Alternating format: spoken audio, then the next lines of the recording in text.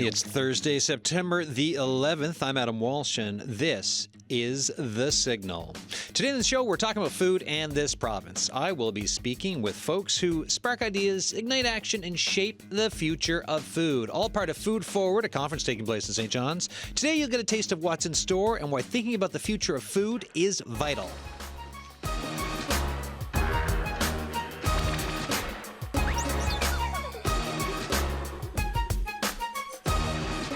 All right, so we've got a couple of guests in the studio. We've got someone on the line. We'll have more people on the line throughout the show. And what I'll say, too, is here's this question, and I think it's such an important question that's part of Food Forward this week, tomorrow and Saturday, this conference. But just for Newfoundland and Labrador, it's something we talk about here on The Signal fairly often.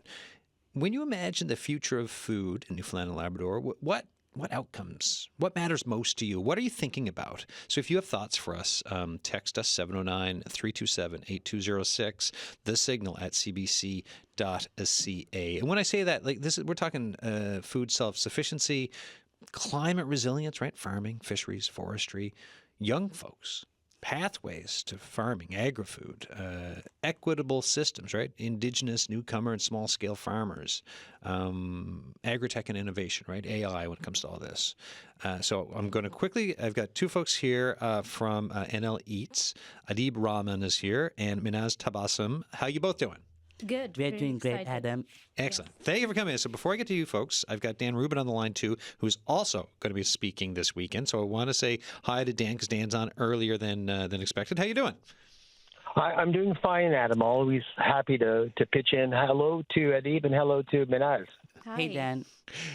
Dan, I briefly kind of gave the prelude to this on Tuesday when we were talking during Gardening Day. But just tell folks what you're going to be talking about this weekend. Is it tomorrow? When are you up, anyways? Is it tomorrow or Saturday? It's tomorrow morning. Is that right? Yes. Correct. Yeah, so tomorrow morning, yeah. And I think because you're with a big group of folks, I think it's Stronger Together, how community food organizations are leading change.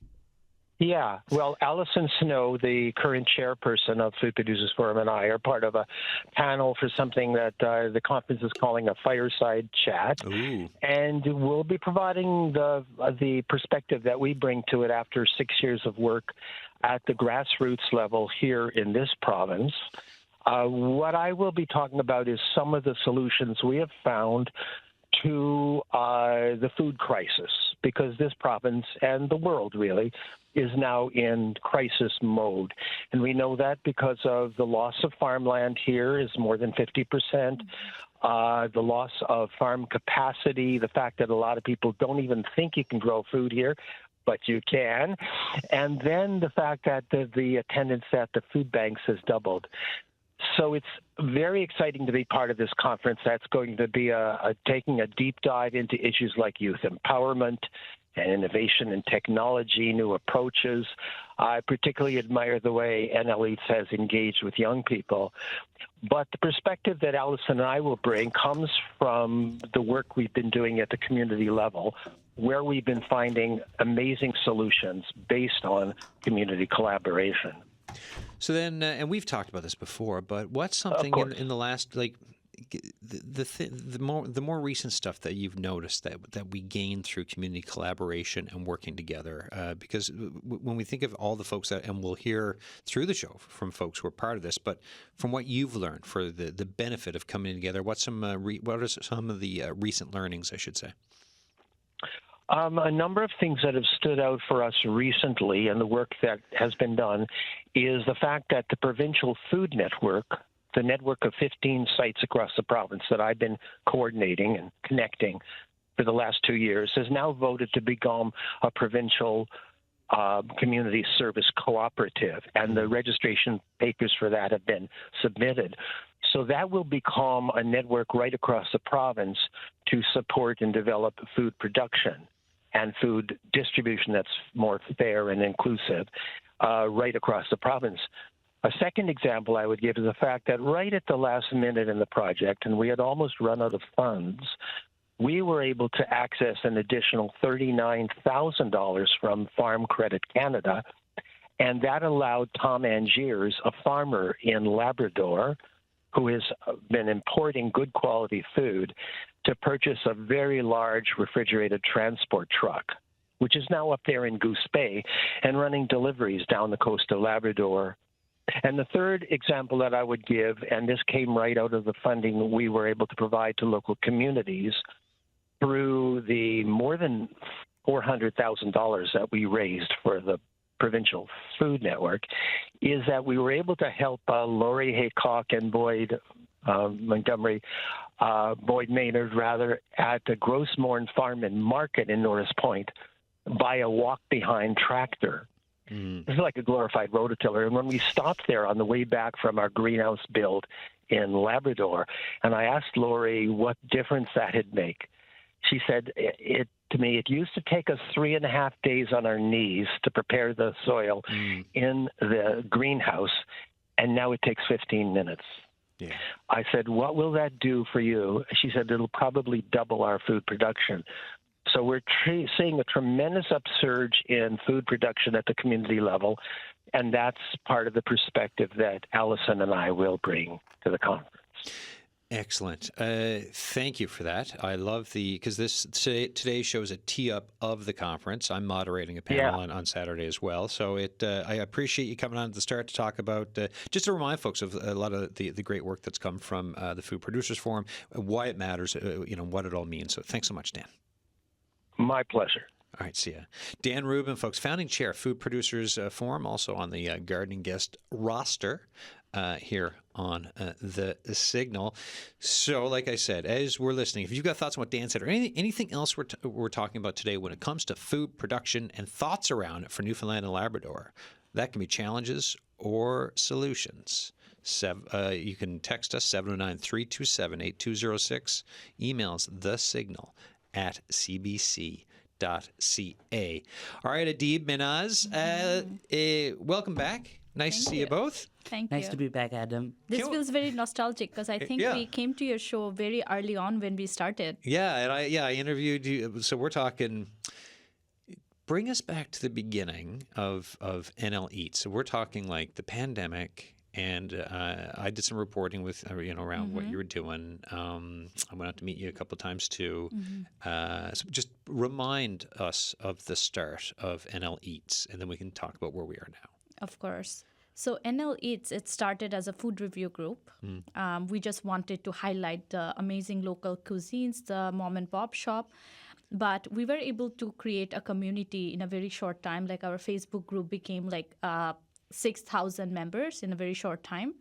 When the pandemic started, like I remember Adib coming home. He was working at the restaurant at that time, and they were throwing away a lot of food. So we just decided that, how can we distribute it? So we were the first mobile food bank in Newfoundland and Labrador. So we pioneered that movement. And a lot of people came together, a lot of community. Fast forward, once we started running the food bank, we realized that while it's an immediate response and it's very much needed to help support folks, we need to do something that's more proactive, that's more towards how do we, build a more resilient future, how do we help the community in a way where we are bringing them together, but we are also supporting them so that we can kind of go to the root causes of it. And one of the ways that we do it is via Food Forward. And you saw like the diversity of voices, the youth, and everyone coming together. Yeah, it's great. And Adib, what do you think about the growth of this thing and where things are at now and putting together Food Forward? I think it has been incredible. Even looking back on the early days, we started off with just engaging young people. But as we started working on the initiative, we realized it's not only young people, but it's people from all around the community. We had doctors join us. We had people from law background join us. And it's incredible to think when you think about a food bank and you think about people and the skills that are needed in the food sector, you don't often think about doctors or lawyers or engineers. And those were the majority of our volunteers. They come forward from a perspective that was unique to the conversation. A lot of the time, when we are focused on a problem, we don't really think about the solution from outside of that problem's perspective. And this is kind of where Food Forward really pioneers and becomes a unique platform on a national level and on a global level even, where it's not focused on voices of one part of the community or the other. It's creating a platform for everyone to be a part of that conversation. People from all background and people from all aspects and walks of life. And that's one of the things that's like amazing to see how diversity of voices shape more solution-oriented and curated conversation that has more changes that we can tangibly action on a policy and a process level. I follow both all of you because there's the founding members. There's 5 of you, I believe. When it comes to NL Eats, so on LinkedIn and social media and stuff, you're all over the place, right? You've been traveling, doing stuff a lot. Like, tell folks just a bit. Like, you still have this connection to here and to do this. So speak briefly on that if you could. Yes. So we do have a regional team here. Last year, we became a national registered charity. So our growth kind of happened from, starting as a grassroots initiative in Newfoundland. Newfoundland is always going to be like our headquarters, our home where we are based out of in. Yeah. We have a strong team here. We have a regional director here, Freddie Pike. Yeah. And we are expanding our team every kind of month. We have new folks joining as well. But we are also bringing in, trying to expand in other provinces as well. So right now we have operations in Ontario. We are now expanding in BC. Because what we have accomplished as a team, as a group, is quite unique. And that's not happening anywhere. And I think that's why we are getting a lot of traction that, hey, we want the way, I think Dan mentioned it, the way we have engaged the youth, the way we have engaged the community, the diversity perspective of it is what kind of is appealing to others in the province, in different provinces. And we have some amazing things on the hopper as well. Like we are focusing more on upskilling. We are focusing more on kind of rebuilding or equipping professionals for the agriculture sector, like next step of it. So it is estimated that by 2030, there's going to be hundreds and thousands of jobs kind of opened in the agriculture sector. So we are trying to become a launch pad, and we are trying to kind of encourage people that, hey, you don't have to necessarily have a particular background to enter this sector. You can have diverse background and you can still bring your transferable skills and help us reshape this sector. Yeah, and there's so much to talk about. I know. When we think about food, Newfoundland and Labrador, Canada, climate change. We've just come through a summer of wildfires, right? and drought conditions. And there's work being done. I mean, just in the news this morning, my colleague Alex Kennedy had a piece on climate change and farming, and there will be more work to be done on that. And as folks are listening, so we've got someone on the line who a farmer who was listening and wanted to get in touch with us. So Craig Lewis is on the line. Hi, Craig. Thanks for calling. Yes, good day. How are you doing? Good. Now tell us, we're talking about farming, the future of food for Newfoundland and Labrador, sustainability, you name it. What's on your mind? Well, just last year I came up with the concept for Sea Ranch Farms, regenerative aquaculture, sustainable community living. Basically, we want to re-energize the aquaculture industry, not only aquaculture, but it's multi-tropic, so growing multiple species at the same structure. And it's a closed system, so it's not open to the environment like the current aquaculture system is, so that we can control the environment that we grow our product and produce in. So basically, we have 100 sea ranchers living on a platform, growing fish, seaweed, kelp, algae, mussels, clams, oysters, lobsters, et cetera, using what's called live feed systems. So we grow black soldier flies, mealworm, vermiculture, grasshoppers, and feed that directly to the fish in our product. So that way we get the healthiest produce that we can feed humanity. So where's this happening to, and how's everything going? Well, right now we're in the business development side of things. I just speaking with an architect that did some of Trump's buildings, and we're looking at designing the actual unit, and then eventually get the funding. So $100 million, produce our first sea ranch farm that produces about 3,000 tons of produce, recovering about $30 million a year, pay for the system in 4 to 5 years, and then just basically copycat, repeat, make 26,000 of these floating units around the world so that we could feed one meal of seafood to 10 billion people. That's the overall vision. Yeah, and so what part of the province are you looking to start in this in? Well, we may start in Bay Bulls. Okay. We can set up an operation and start building these platforms in that facility, and then we can float them out and float them down the eastern seaboard, and then have an operation over in Asia, over in India, et cetera, et cetera. The coastlines, with the climate change and the potential of sea rising, we need to start building on the ocean. Seasteading is the future. It's a multi-trillion-dollar industry, a blue economy. So this is where a lot of investment today is going into. Norway is leading the way. They have the first, it's called a marine donut, where they grow fish underwater inside of a closed container. They get prime fish, salmon that they're growing, and we could be doing that here with Moya. We just lost 40,000 or 400,000 salmon. Well, we won't have that issue with this type of system. Right on. Craig, thank you so much for your call, and keep me up to date on the progress of that, if you could.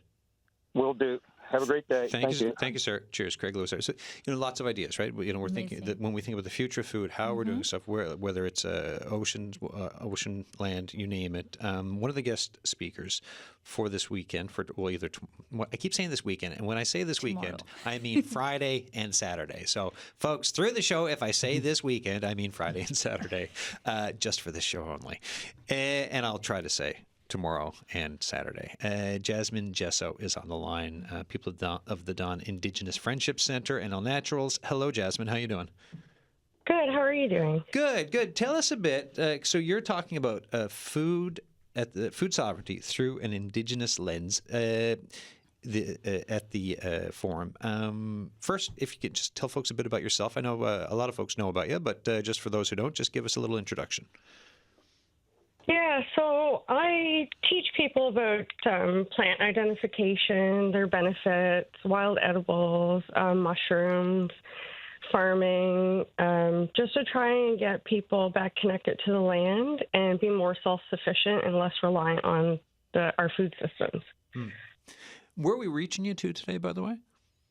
I'm currently in St. John's waiting for the conference to start tomorrow. Excellent. All right. So you're in town. You're good to go for the conference. When it comes to food sovereignty through an Indigenous lens, how will you further this discussion with folks at the conference? I just want to story tell through my own experiences and how it has affected me going back to traditional foods from the land. I'm a forager. I harvest quite a few things off of the land, including hunting and fishing.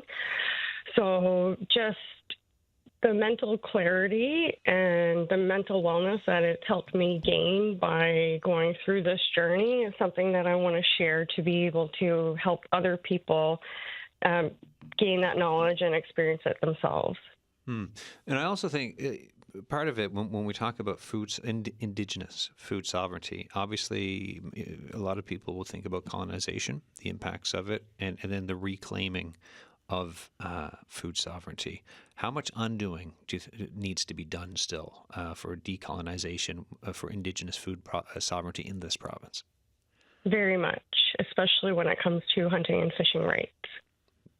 So what more? And it's not just for Indigenous people, but Native Newfoundlanders as well, right? Yeah. Most of our food came from the oceans, and we rely solely on hunting and fishing.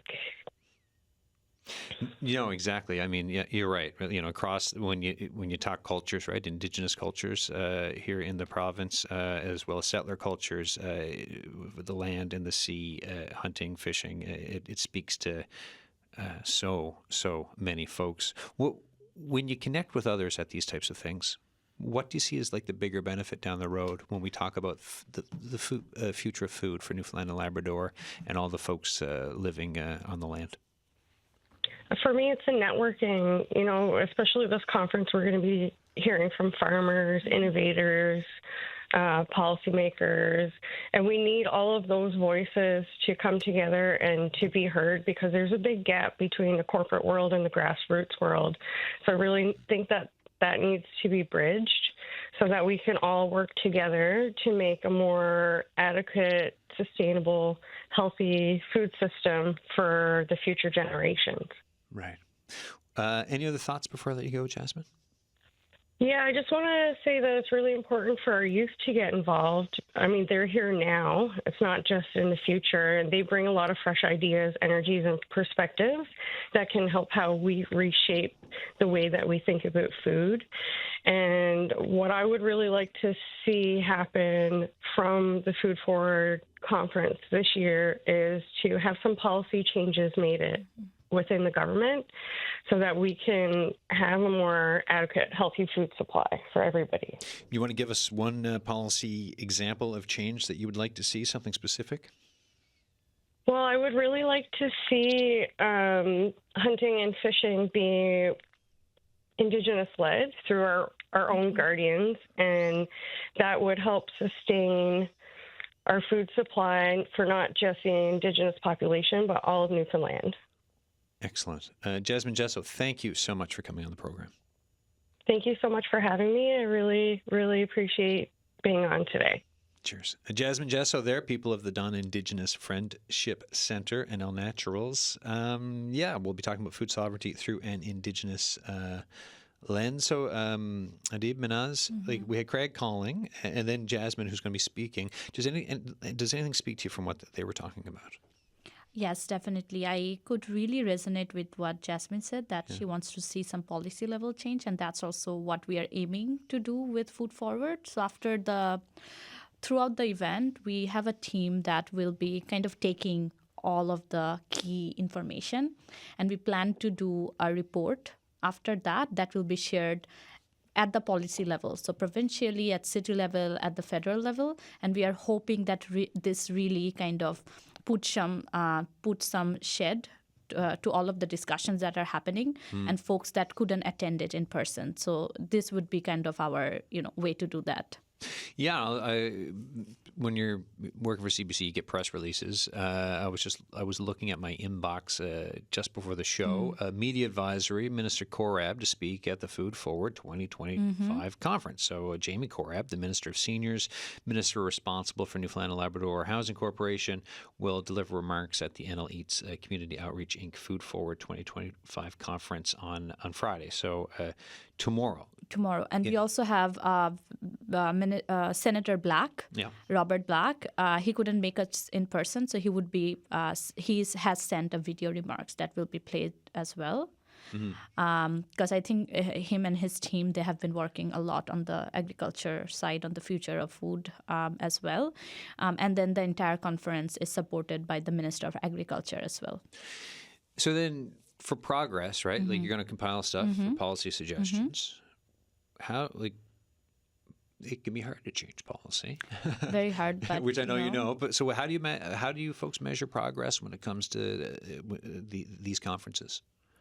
We measure progress in terms of attendance, in terms of the valuable conversations that are taking place, in terms of what's getting shared at the roots level. Like policy changes takes time, takes years sometimes, but if one person is asking for change, it may take time. But if it's a lot of people, a lot of diverse voices, that has a lot of value.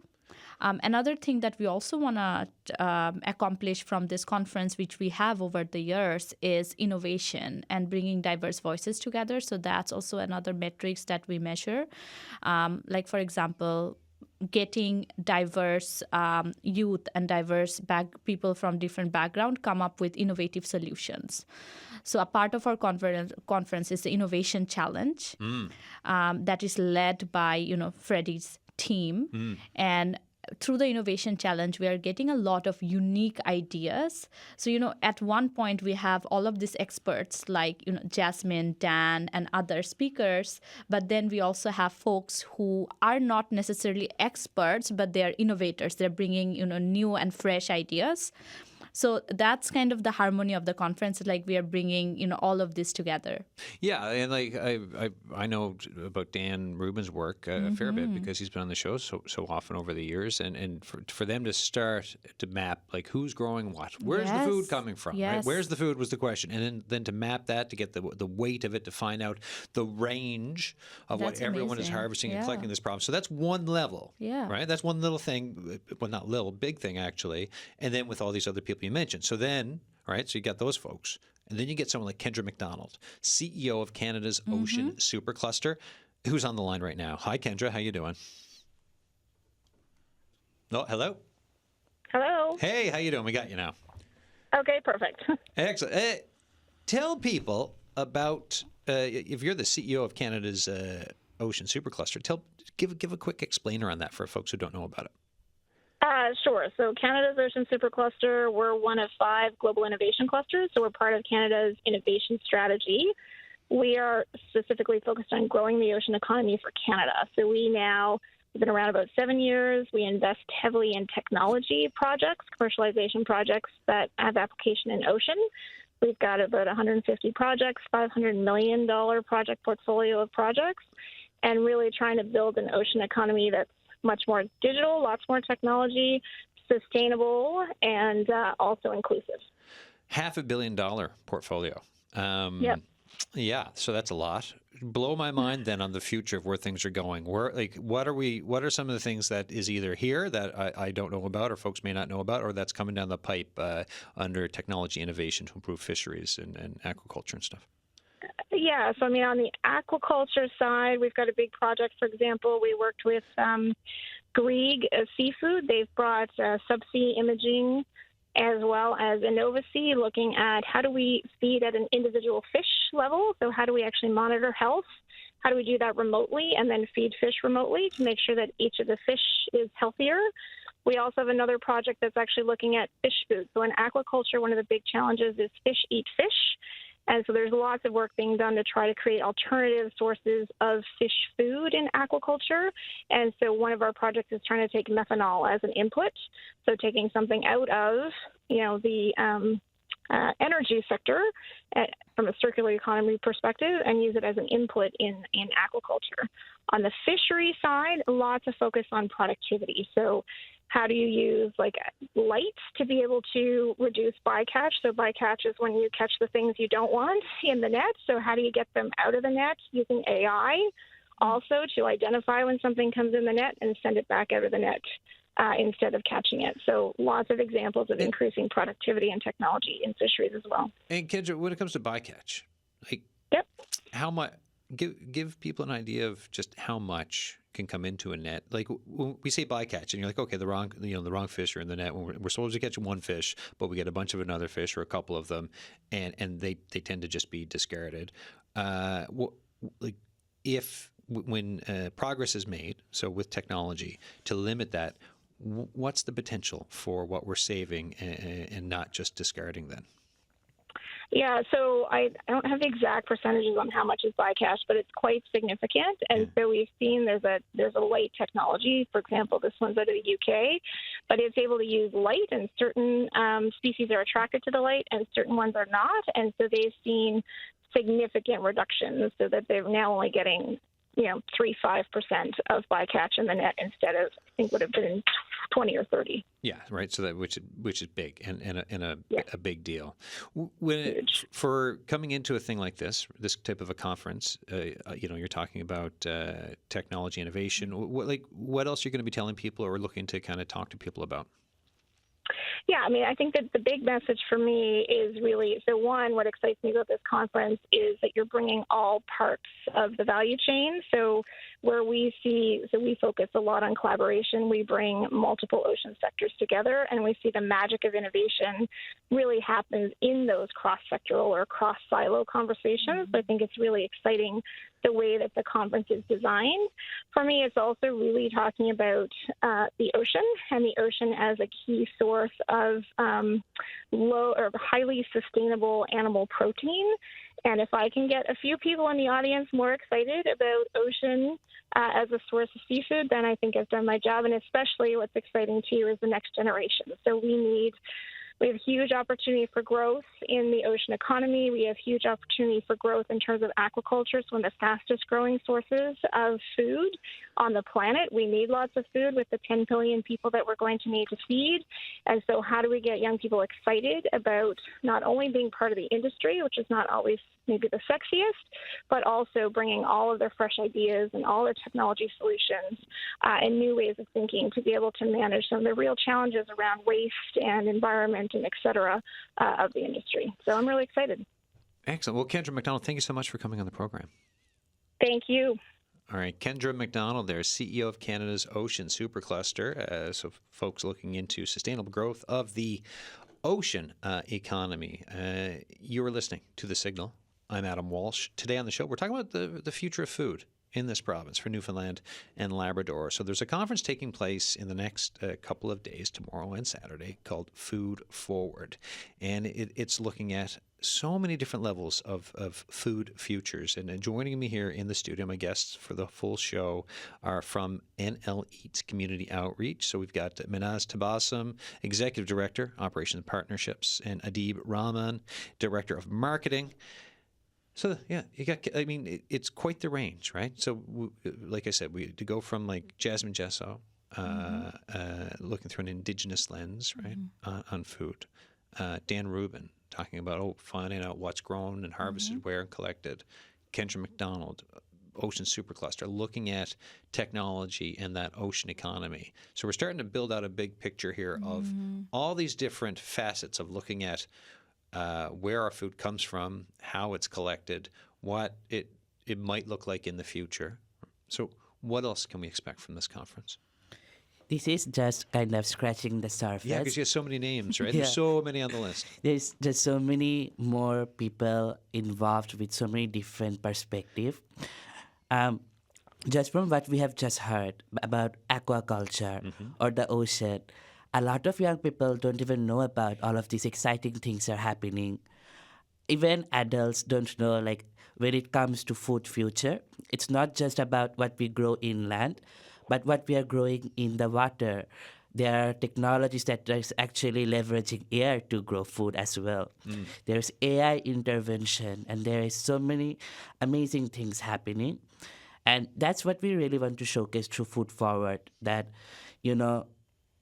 come with a curious mind and get excited to be involved, because when you think about all of these exciting things, you never know what your next passion is. When I got involved with NL Eats, I never imagined when I was doing marketing in school that one day I will be working so closely with food. So that's kind of some of the things we want to really inspire in people in the audience. In terms of the diversity of voices, when we think about diversity, it's mostly about unique perspective and skills. I mentioned that when we started, we had lawyers, doctors, engineers come forward to volunteer. In this conference, we have voices from the local community, but we have also voices from abroad. We have people who are in the front line, pioneering changes in the States, in Turkey, in Mexico. So it's kind of exciting to see that not only you have a room where a lot of unique perspectives are coming together, but you're getting access to some ideas and real-time things that are trending worldwide. Yeah, I think about that a lot on this show, because what I'll do is for The Signal, we'll have guests in studio from the community typically, right? And then there are times when we'll bring in voices from across Canada, sometimes international even, because I like to think about what the challenges can be locally, what some of the solutions that folks are trying for locally, and then to look elsewhere to be like, okay, how are they doing it differently, or how did they experience this, and what's that conversation, and is that something that can be applicable here? Yes. And in this world we're in, that can be fractured and isolated. For The sure. bringing together bit, and I think this is what folks can be learning from about what will be happening over the next couple of days with all of that guest list that you have. You're then building. You're building knowledge, building outward. Tell me then, dream-wise, right, looking ahead, where would you talked about policy changes. What else would you like to see happen? Because we've got the youth side of it, learnings, engagement. What else would you like to see happen? We would love to see more cross-sector collaboration. Yeah. I think Kendra articulated it really well that a lot of the magic happens in cross-sector collaboration. And to your point, to what you just mentioned, Adam, it's so important that you look at solutions outside and you see how it can be applied locally. And same thing can be done cross-sector wise. Like we can look at solutions that healthcare maybe is innovating right now that can be applied directly to the food systems. So it's not really about, the solutions we are building specific to food, but solutions we can take ideas and kind of perspective from that already exist and how we can adapt those changes locally on a community level and nationally on a country level, on a federal level. So then, do you like? I know you're both, and the whole group for NLH, you're optimistic people, right? Because of what Yes. you're putting together. But when you look at summers like Canada just had, Yes. with wildfires, with extreme heat, you look to the north, sea ice which is melting, and not to be all negative for a second, know, but I'm just saying, when you look at some of the reality of what climate change is doing, and then the challenges that poses for our food systems and the worries around it, do you like, where's your worry level on this compared to your optimism and pushing forward solutions level? I think the optimism comes from all the innovation we get to see Yeah. when we travel Yeah. the world, right? Like there are solutions that are happening, maybe not here yet, but maybe somewhere else. And that's why it's so important that we keep bringing the innovation and the solutions that are happening elsewhere. So I think that's where the optimism stems from. The worry is that we don't have enough voices in the table yet. Yeah. I think that's our biggest worry. Like, how do we bring even more and more and more diverse voices? Because, me and Adib, we are not experts, right? And No, maybe you're facilitating, right? we You're are facilitators, we are yeah. facilitators. And sometimes when we bring experts, they're from diverse or from a specific, like Kendra, her background, she's innovating in the ocean side. We have Jasmine, Jesso. We have Dan, we have so many others, but it's very important to have all of them together so they can talk to each other. All of, like, even the policymakers, so they can talk to each other and see what's happening at the grassroots level. Because I think the more we bring everyone together, the more better solution that we can have rather than building things in silos. Yeah, and I mean, it's action as opposed to Exactly. feeling overwhelmed, as opposed to throwing up your hands and being like, I don't think I can do anything. It's like, no, we can do stuff. There's stuff that can be done. And if we get together with Yes. folks from all these different areas, the food futures, which is what we're talking about here, but also just, when we talk about food and the future, that's like the future of all of us living and hopefully thriving. You can look at what's possible Yes. and what we can achieve. And another mindset we also want to bring to this is, and I think that's the youth innovation-driven mindset, is basically, let's pilot, let's try something out. It might not work, but let's try new things to see what works and what doesn't, right? Like not everything will be a success at the first go. So that's why we are trying to get like more innovative projects started in the community, youth-driven, youth-led, but in collaboration with the subject matter experts. Go ahead. And one of the things I would like to highlight in that mindset is that, to your earlier point, policies takes a long time to change. Things won't happen instantly, but we need to understand why things don't happen instantly.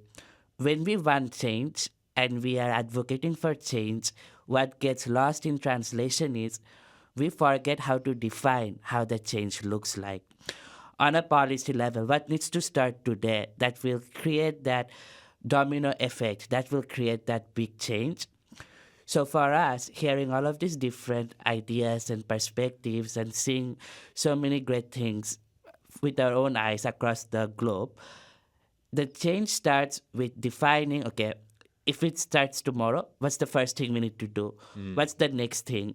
And this is where all of the experts come into place, because realistically, if you have one person defining the whole map, it's hard. But if you have people working collaboratively and taking it parts by parts, change can happen instantly one day if we have enough people to work on it together.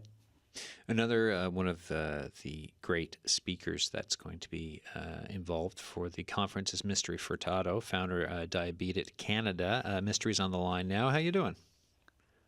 How are you? Good, good. So are you here? Are you in town now, or are you too? I'm in town. Excellent. How was the trip down from London, Ontario? Surprisingly, really short. I thought it would take me so much longer, but we were here in about 3 hours. So we had to stop in Montreal, and then from Montreal, less than 2 hours, we were here. That's great. So tell people about Type Diabeat. So we are a charity located in London, and we work with underserved communities who are living with type 2 diabetes, and we do this specifically through addressing unhealthy eating as one of the behavioral risk factors. So talking a lot about cultural competent food support, so growing of cultural food, and how can these foods help to manage and or prevent type 2 in people of color.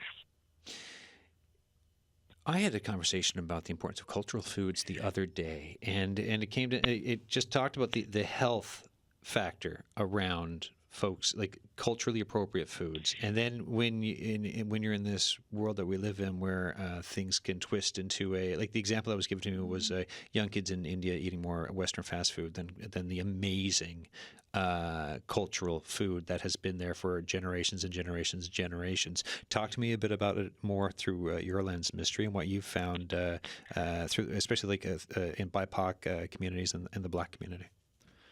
Yes, so I'll speak for the context where I'm in Ontario, and this idea or the passion for the work really came when my grandmother used to visit me quite a bit, and at the time it didn't really sink in why she had me driving all over town. Sometimes I had to drive to Toronto to find the food that she wanted to eat, right?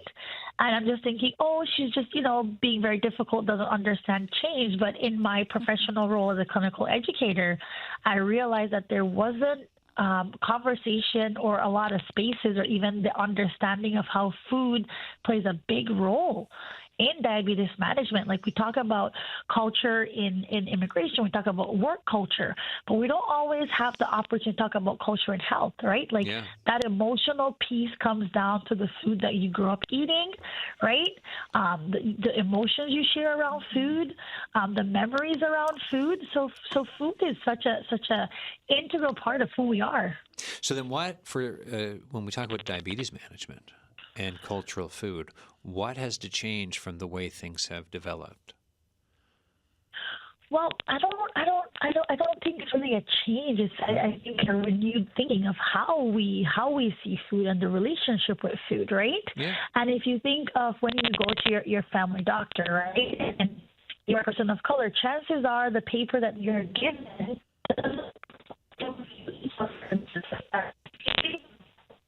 now.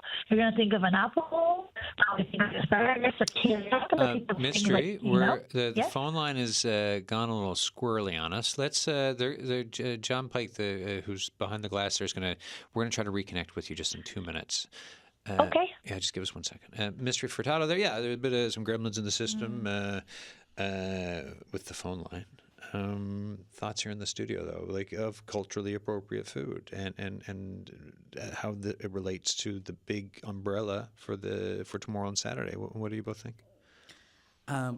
Food from a health perspective, it's so important. I think the work that Mystery is doing, the work that a lot of people are doing to raise more awareness is so important and significant. And it's not only just awareness focused, but it's also solution focused, the kind of work that they're doing. from me personally, from my perspective, both of my parents also have diabetes.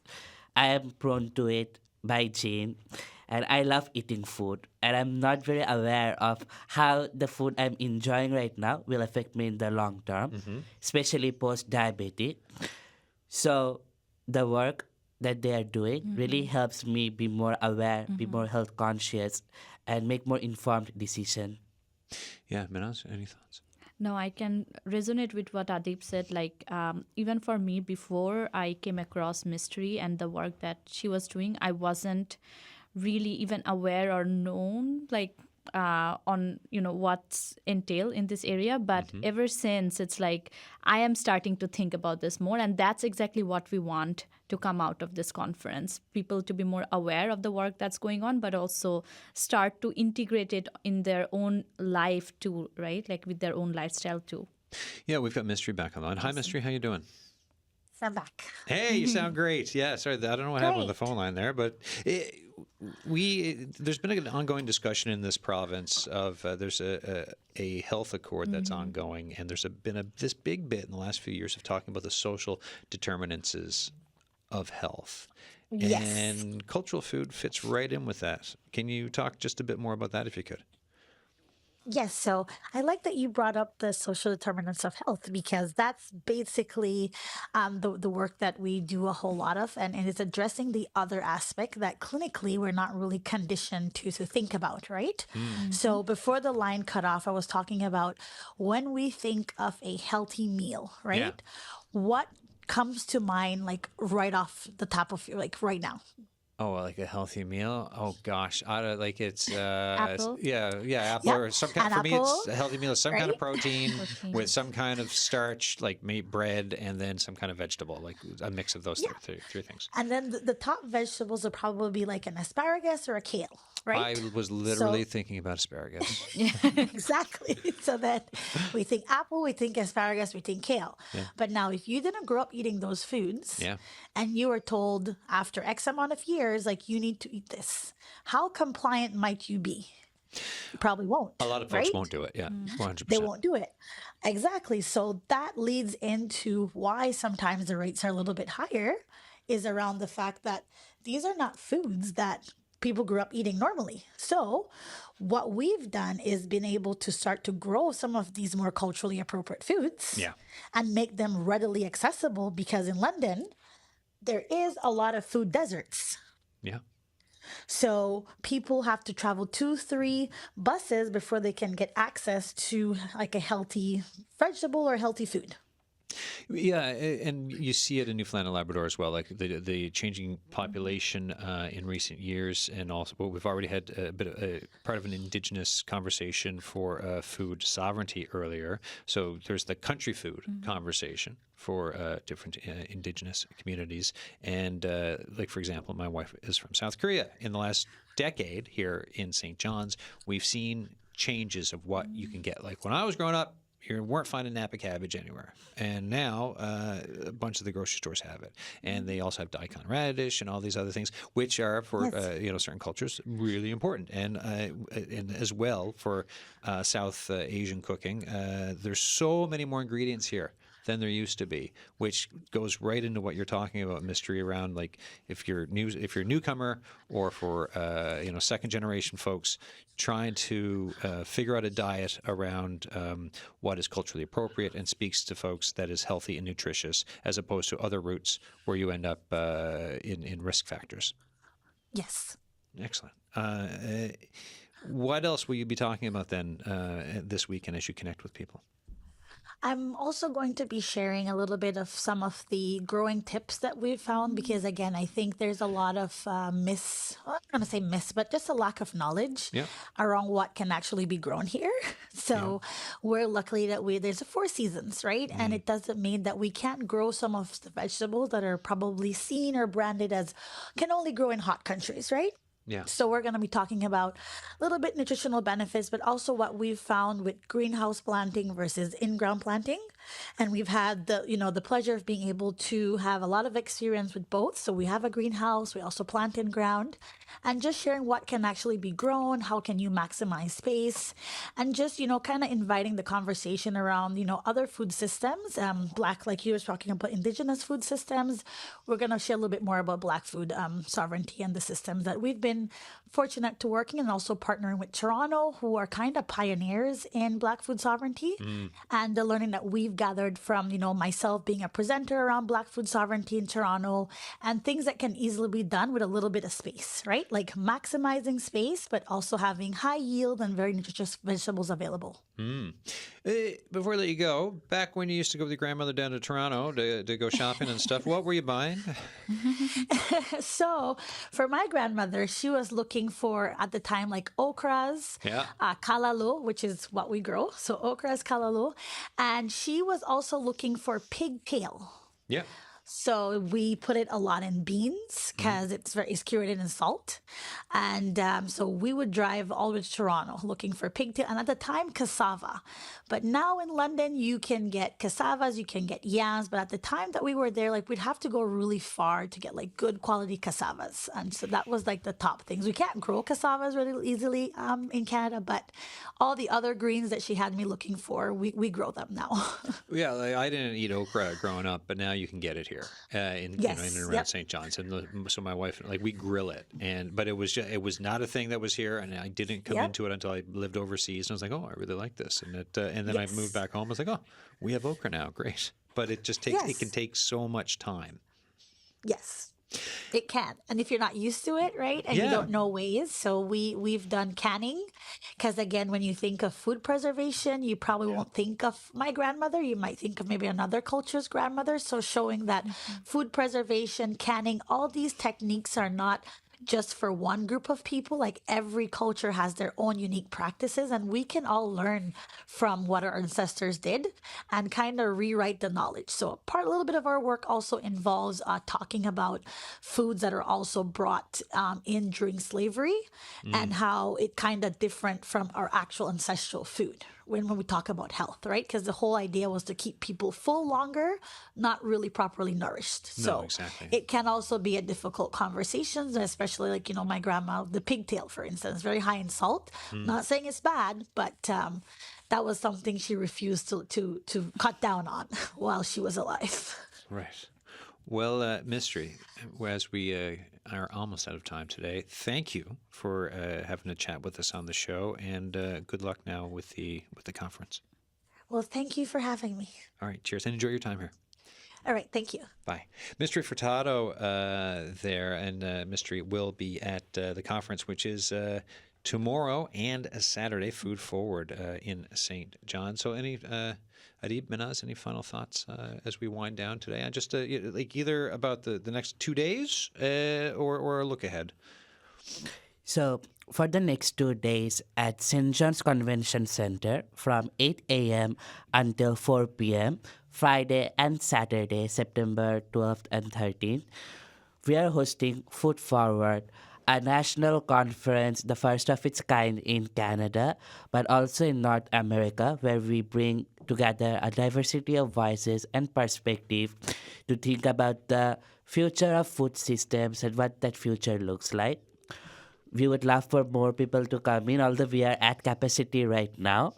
But the exhibition fair part of the conference is open to the public. If anyone wants to come, check it out. The main event hall is fully at capacity, but we have a second stage where you can interact with some of the speakers we're bringing on a more conversational level, as opposed to a presentation or a storytelling segment. So if you are curious, if you are a young person, or if you are a person who wants to learn more, come check us out at the St. John's Convention Center from 8 a.m. until 4 p.m. over the next 2 days, September 12th and 13th. And online, it's nleatscommunity.com. 15 seconds, Mehnaz, final thought. No, just going to say that I'm very, very excited and, really hoping that it's going to be a really good turnout. And as Adib mentioned, just, join us. It's open to the public, our exhibition hall and the seat stage. Thank you, Adam, for having us. All right, I look forward to being there myself on Saturday for the Woodstock of Food Futures. Thank you both. Folks, that is it for today's show. Tomorrow on The Signal, we will explore the connection between radio and folklore. That's right, how folklore graduates from Memorial University found themselves working in radio and the cultural roots of radio in this province. That's tomorrow on the show. Don't miss it. Until then, be well. Cheers.